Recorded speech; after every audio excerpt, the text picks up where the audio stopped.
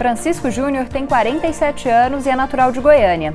Atualmente está no segundo mandato como deputado estadual. Ele já foi secretário de Planejamento de Goiânia, tem mestrado em Planejamento e também já foi vereador pela capital.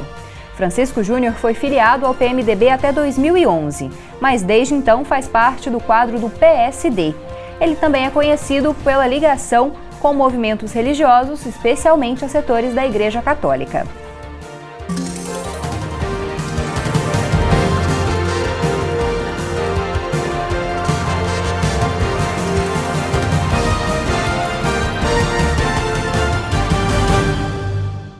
Olá! Você acompanha agora mais uma entrevista com o candidato à Prefeitura de Goiânia dentro da cobertura das eleições 2016, feita em parceria entre a TV UFG, a Rádio Universitária, a Faculdade de Informação e Comunicação e também a Assessoria de Comunicação da UFG. E nós contamos mais uma vez com a presença do jornalista Roberto Nunes, da Rádio Universitária, para nos auxiliar nessa entrevista. Olá, Roberto.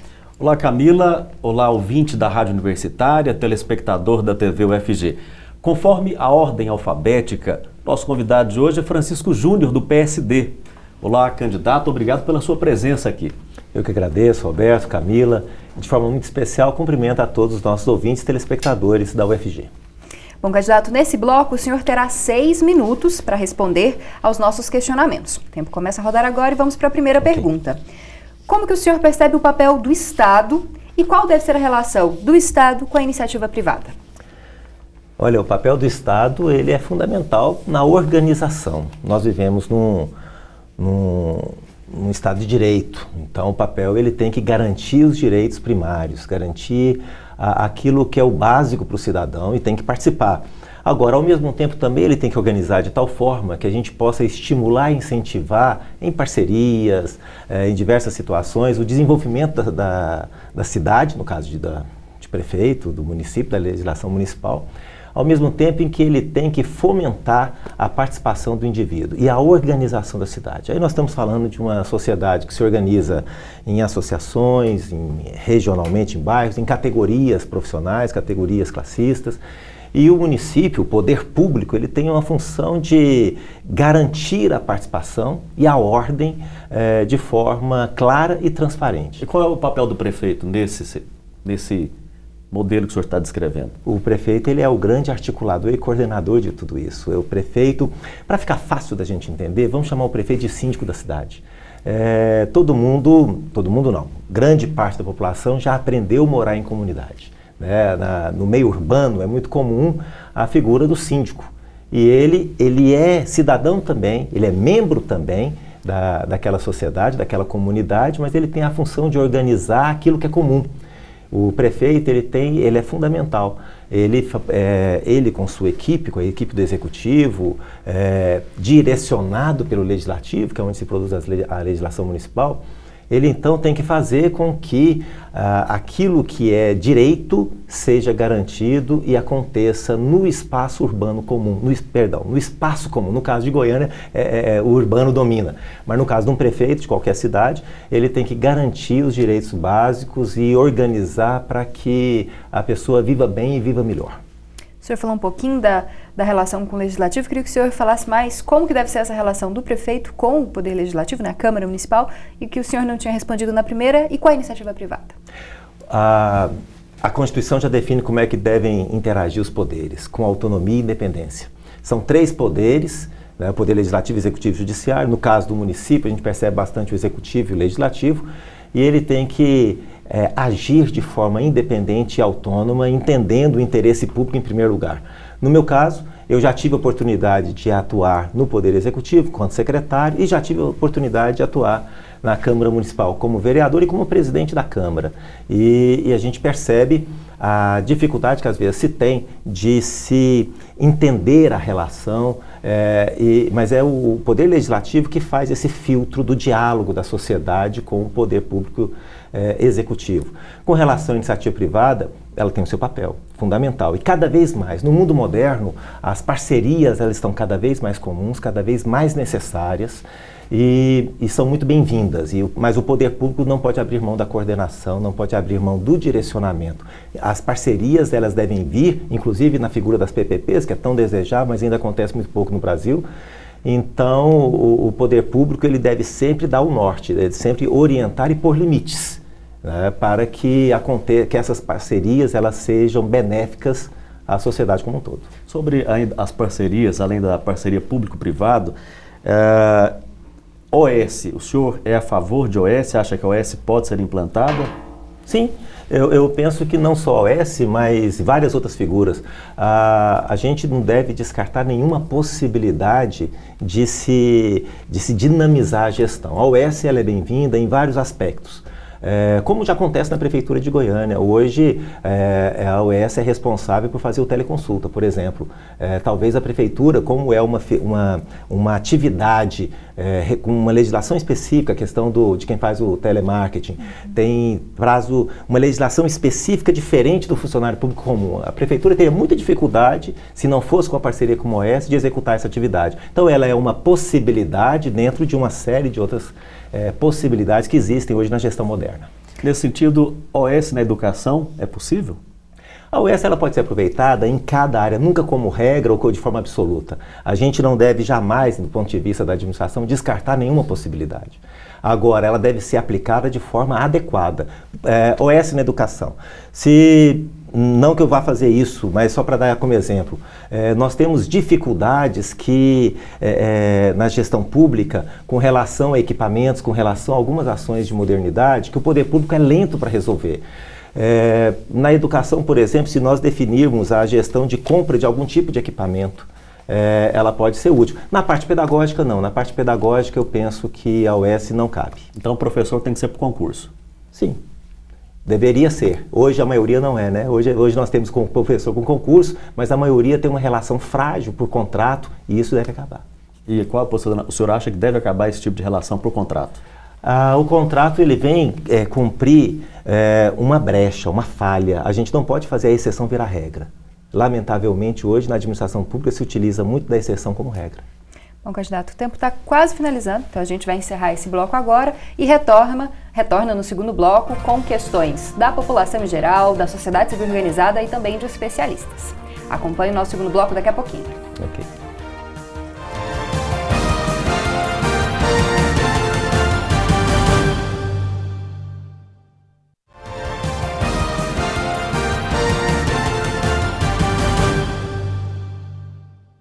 Estamos de volta com o Boletim Conexões nesta edição especial de cobertura das eleições 2016. Hoje você confere mais uma entrevista com um candidato à Prefeitura de Goiânia e, segundo a nossa ordem alfabética, estamos conversando com Francisco Júnior, do PSD. Neste bloco, candidato, o senhor terá 3 questionamentos que foram feitos pela sociedade civil organizada, cidadãos e especialistas, e terá o tempo de 9 minutos para respondê-las. Okay. Para começar, gostaria que o senhor sorteasse, então, uma pergunta da sociedade civil organizada sobre diferentes temáticas. Nós temos a pergunta de número 4, feita pela sociedade civil organizada, movimentos sindicais, sobre segurança pública. É do Elmo Rocha, que é diretor de comunidades tradicionais do SENEG Goiás. Então, vamos assistir a pergunta dele. Meu nome é Elmo Rocha, eu sou diretor de comunidades tradicionais aqui da entidade SENEG-GO, Centro de Cidadania Negra do Estado de Goiás, e trabalhamos com um projeto ativamente e diretamente para a juventude, chamado-se CRJ, Centro de Referência da Juventude. Mediante o recorte que trabalhamos com a juventude, Centro de Referência da Juventude, há uma preocupação pertinente e latente na nossa comunidade. É o que a juventude pode esperar deste novo mandato que se aproxima. Nós convivemos com violência, com descaso social, com falácias em ajudar a comunidade jovem e o resultado ainda é mínimo do que nos apresenta a demanda que a juventude passa hoje em relação ao desemprego, à desinformação, à falta de cultura e educação e à falta de segurança. Quando nós referimos à segurança, não é a segurança da sociedade em relação ao jovem carente, mas é a prevenção da angústia, a prevenção do maltrato, a prevenção da agressividade social que esse jovem hoje passa num descaso social. A pergunta é, candidato, candidata, qual é a proposta para amenizarmos esse caos que hoje está vivendo a juventude? Posso responder? Excelente pergunta, né? Na verdade, é a primeira vez que me vincula e aí nós vamos na raiz do problema. Porque hoje a violência urbana está sendo tratada como problema e, na minha opinião, ela é sintoma, ela não é o problema em si, ela é o sintoma. E a solução dela passa por situações como essa. No caso do prefeito, do município, nós devemos colaborar bastante com a segurança do ponto de vista preventivo. Compete ao prefeito criar um ambiente que possibilite um sentimento de maior segurança para o cidadão. Eu costumo dizer que o bandido, antes de ser bandido, ele era malandro, antes de ser malandro, ele era alguém que ficou ocioso e não teve oportunidade. Muitas vezes ele não teve alternativa. Algumas vezes ele fez opção, mas grande parte, o bandido, antes de fazer vítimas, ele é vítima. E aí a juventude entra no cerne da discussão. Hoje nós temos uma quantidade de adolescentes, de jovens agressivos, violentos, produzindo violência, reproduzindo violência na sociedade, que é absurdo. Para isso, nós temos algumas propostas bem concretas onde a gente prioriza a juventude. Uma delas, por exemplo, é um programa que nós estamos realizando, que é o Tô na Praça, que é a oportunidade de nós prepararmos os espaços públicos em toda a cidade, com monitoria. De forma especial, nós queremos usar uma parceria com o governo do estado, com os bolsistas da Bolsa Educação, né, do Programa de Educação do Estado, para que a gente possa trabalhar com recreação, atividades esportivas e culturais. Outras ações é nós voltarmos para a escola e deixarmos a escola mais atrativa, mais atraente. Então nós precisamos abrir a escola. A comunidade educativa tem que participar efetivamente da educação. Outra atuação nossa é uma parceria, aí entra também com aqueles que no futuro irão contratar. Então nós precisamos desenvolver um programa ousado de qualificação profissional, na intenção de despertar o jovem para o primeiro emprego. Uma outra ação que tem no nosso programa... Vou ter que interrompê-lo, senão nós não conseguimos Deixa fazer eu só falar rapidamente perguntas. A importância da gente trabalhar a cultura, buscando a economia da cultura e fazer ações de cultura inclusiva, buscando essas comunidades, hip hop, diversas outras tribos e movimentos, buscando a inclusão desse jovem para que ele possa se inserir de forma adequada. Agora nós vamos para a pergunta dos especialistas. O tempo sempre é muito curto, curto, infelizmente. O senhor pode sortear, então? Desculpa. Vamos lá.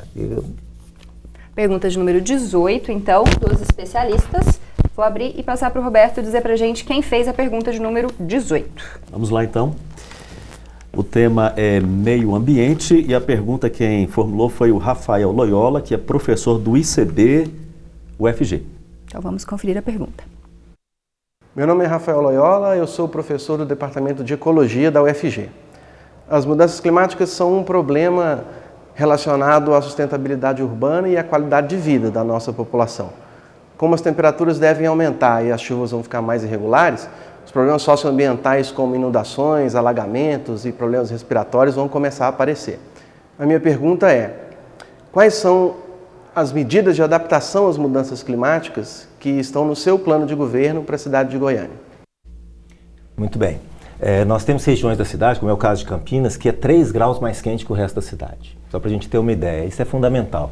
Nós temos que, na verdade, não precisa inventar nada. Se nós implantássemos aquilo que está previsto no plano diretor que foi aprovado em 2007, nós já teríamos uma segurança muito grande do ponto de vista ambiental. Nós precisamos cuidar, em primeiro lugar, da água. Nós precisamos implantar um plano de drenagem previsto já, mas lamentavelmente não implantado. Nós precisamos cuidar da reinfiltração da água em Goiânia. Isso já está previsto no Código de Construção, Código de Obras da nossa cidade e lamentavelmente não está acompanhando e sendo fiscalizado. Hoje nós temos um grau de impermeabilidade na cidade altíssimo, isso nos prejudica.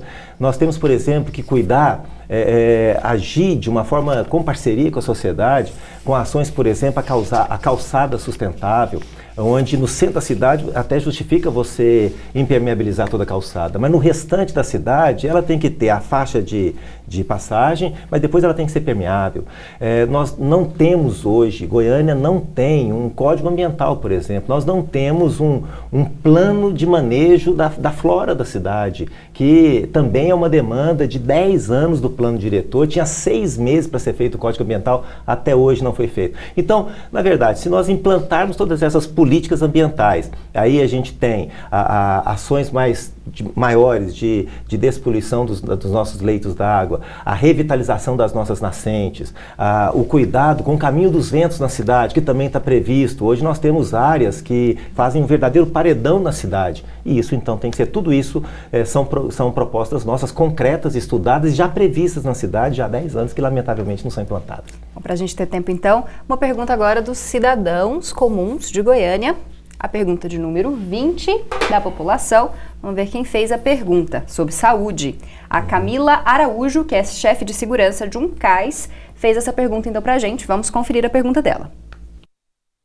Meu nome é Camila, sou chefe de segurança e queria saber o que os candidatos vão fazer a respeito do CAIS Jardim Guanabara 3, que está sempre sem médico. A Goiânia hoje carece um problema tremendo de filas. O grande problema da saúde, o nosso plano contempla uma ação imediata, urgente, onde nós vamos resolver por todos os meios, no sentido da gente desafogar. Tudo que for fazer do ponto de vista de preventivo, de saúde preventiva, investir no programa de saúde da família, central de crônicos, tudo isso é fundamental no grande centro, mas só terá resultado se nós fizermos um grande investimento para zerar a demanda da cidade. E nós vamos ter que fazer uma força-tarefa. Um dado curioso, saiu na Folha de São Paulo na semana passada que Goiânia, dos 5.000 e tantos municípios que tem no Brasil, foi o 6º a gastar mais com a saúde. Proporcionalmente, nós gastamos 26%, quando de obrigação legal são 15%. Goiânia gastou 26% com a saúde e nós conseguimos ter 4 vezes mais mortalidade infantil do que a média nacional. Nós conseguimos ter 9.000 cirurgias na fila de espera, quer dizer, nós não temos resultado. Nessa mesma pesquisa da Folha de São Paulo, divulgada na semana passada, o nosso número na escala de resultado da saúde é 3.800, nós estamos entre os últimos lugares em termos de qualidade. Como é que muda isso, candidato? Com investimento. Primeira coisa, o primeiro biênio, investir por todos os meios para eliminar isso, contratar médicos, contratar consultas, fazer parceria com a iniciativa privada, gastar 1 bilhão e 400 milhões que foi gasto no ano passado, sem resultado, gastar com resultado, gastar bem, sem corrupção, sem ralos, de forma séria, voltada para o cidadão usuário. Agora, e montar uma estrutura preventiva, que aí nós vamos colocar Goiânia na rotina da saúde do resto do Brasil. Bom, nosso tempo desse bloco finalizou e a gente encerra essa entrevista com o candidato Francisco Júnior do PSD no próximo bloco. Não saia daí.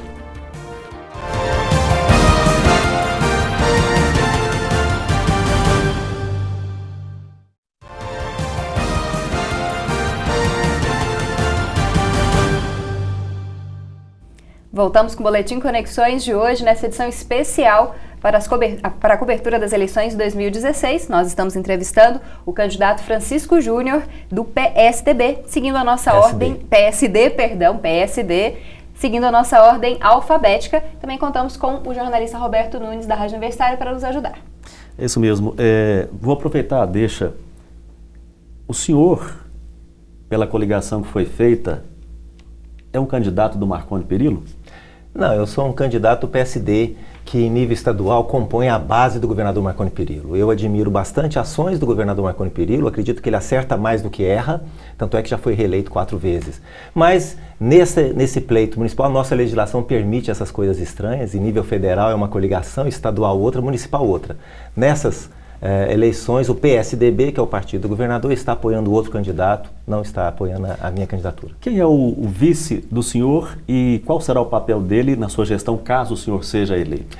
O nosso vice foi indicado pelo PTB, é o Coronel Pacheco. Coronel Pacheco, que ele aposentou da Polícia Militar, serviu 30 anos na Polícia Militar, tem um conhecimento profundo da nossa cidade. Ele foi comandante do policiamento da capital e a função dele é fazer essa interlocução de forma especial atendendo nessa questão que tanto tem assolado, que é o sintoma que eu disse da violência urbana. Então ele tem esse papel da interlocução com a população e de forma especial a população mais carente e que mais sofre as consequências dessa violência. Como que está sendo, candidato, o financiamento da campanha do senhor, já que houve essa alteração da mini-reforma recente? Como que está sendo o financiamento?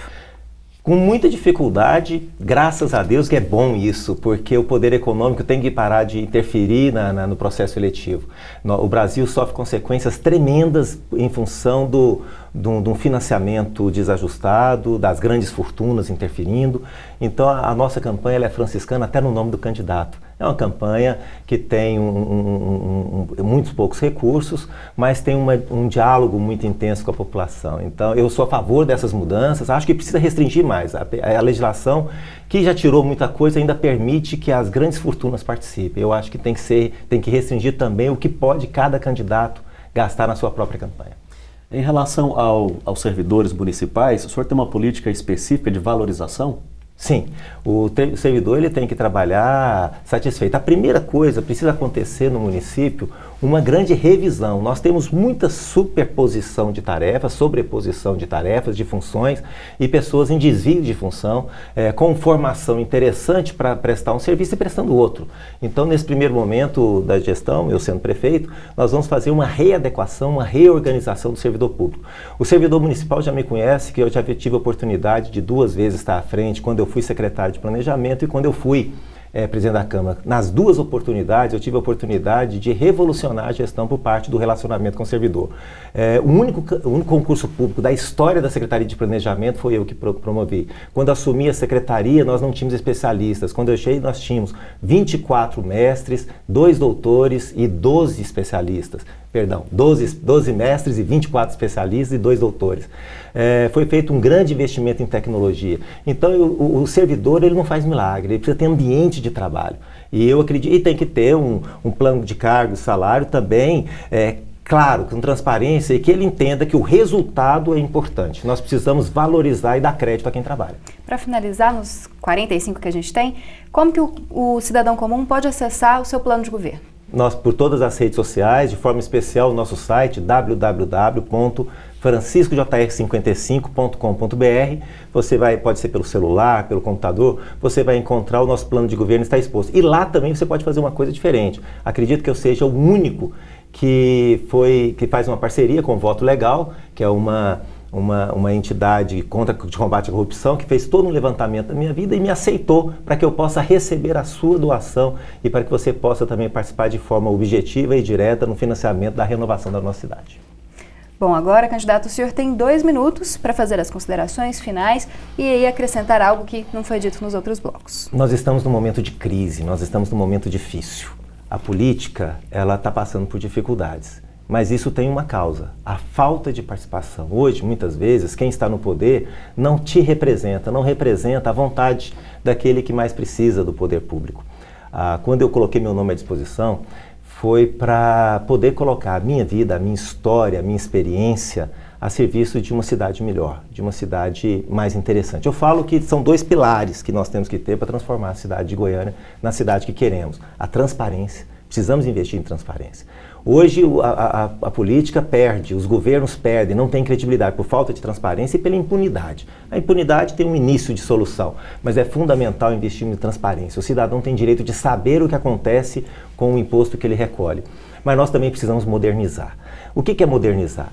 Nós temos uma infinidade de ferramentas modernas. Não é a ferramenta que faz uma gestão ser moderna. É a postura, o comportamento. Nós precisamos de uma mudança de postura, de comportamento na relação do governante com a população. Modernidade, além da ferramenta, além do celular, do computador, de tanta coisa interessante que existe hoje, nós garantimos aquilo que é básico para o cidadão. Todo cidadão tem direito a chegar no CAIS e ser atendido, a ter o remédio, a fazer a cirurgia. Tem direito a uma educação de qualidade, tem direito a trabalhar sabendo que seu filho está no lugar com segurança. Todo cidadão tem direito de ir e vir na cidade de forma segura, a um preço razoável. Uma das principais propostas nossas diz respeito ao transporte público, que não pode ser um bom negócio. O transporte público é direito, da mesma forma que a saúde, ele tem que ser subsidiado, tem que ter investimento público. Nós queremos transformar Goiânia na cidade que queremos e merecemos. Eu peço a sua participação. Eu convido a você, participe. O único jeito de eu ser um prefeito diferente é se eu for eleito de forma diferente também. Vamos dar um basta, vamos agir, vamos participar, vamos votar. E aí eu peço seu voto, 55, Francisco Júnior. A solução está nas suas mãos. Muito obrigada, candidato, pela presença. Eu agradeço mais uma vez, parabenizo pela organização, pelo trabalho realizado aqui por toda a equipe da Rádio e da TV UFG. Obrigada também, Roberto, mais uma vez contribuindo com o nosso programa. Obrigado, Camila. Obrigado, candidato. Eu que agradeço. Bom, o Boletim Conexões de hoje, essa edição especial da cobertura das eleições 2016, chega ao fim. Espero que você acompanhe a nossa programação e também a série de entrevistas com os candidatos à Prefeitura de Goiânia, tanto na TV UFG, canal 14 no Sinal Aberto, canal 21 na NET Goiânia e também no site da TV UFG. E você pode acompanhar também pela Rádio Universitária 870 AM, que também tem um site que está aparecendo aí na sua tela. Essa cobertura é uma parceria entre a TV UFG, a Rádio Universitária, a Ascom UFG e a Faculdade de Informação e Comunicação. Acesse o nosso site, as nossas redes sociais e participe conosco também pelo e-mail jornalismo@tvufg.org.br. Até o próximo programa.